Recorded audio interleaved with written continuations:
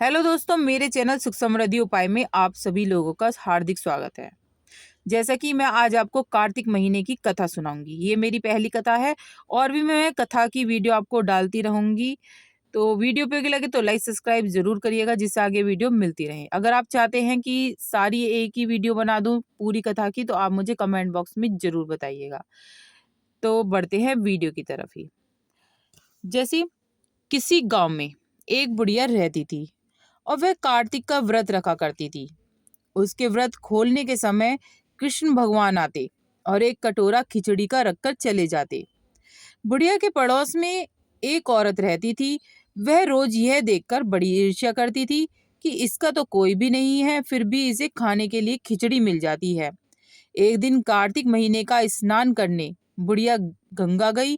पीछे से कृष्ण भगवान उसका खिचड़ी का कटोरा रख गए। पड़ोसन ने जब खिचड़ी का कटोरा देखा और देखा कि बुढ़िया नहीं है, तब वह कटोरा वहां से उठा लाई और उठा के खिचड़ी को घर के पिछवाड़े में फेंक आई। कार्तिक स्नान के बाद बुढ़िया घर आई तो उसे खिचड़ी का कटोरा नहीं मिला और वह भूखी ही रह गई। बार बार एक ही बात कहती रही, कहाँ गई मेरी खिचड़ी और कहाँ गया मेरा खिचड़ी का कटोरा।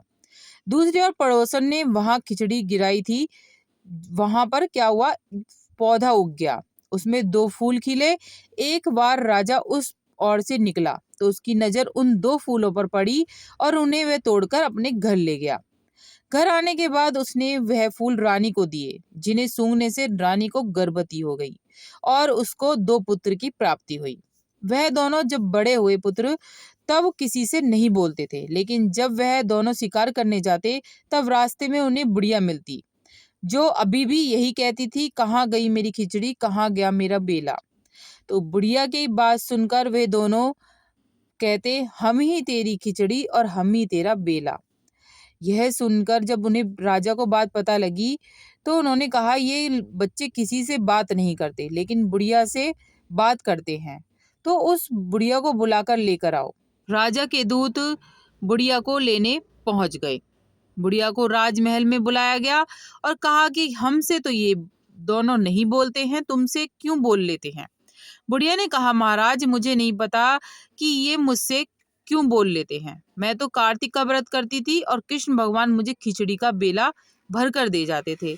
एक दिन मैं स्नान करके वापस आई तो मुझे खिचड़ी नहीं मिली। तब मैंने ये कहा कि कहाँ गई मेरी खिचड़ी, कहाँ गया मेरा बेला। तभी से ये लड़के जब भी आते हैं मुझसे कहते हैं कि हम ही तेरी खिचड़ी, हम ही तेरा बेला। तब दोनों लड़कों ने कहा कि हमें तो कार्तिक के महाराज ने भेजा है। जो 2 आप फूल तोड़कर लाए थे उन्हीं से हम पैदा हुए हैं, हमें सिर्फ बुढ़िया के लिए भेजा गया है। तब ये सारी बात सुनकर राजा ने बुढ़िया को अपने महल में ही रहने को कहा। हे कार्तिक महाराज, जैसे आपने बुढ़िया की बात सुनी वैसे ही सबको व्रत करने वाले की सुनना। कहते सुनते हुंकारा भरते का भला, सबका भला हो। बोल कार्तिक महाराज की जय।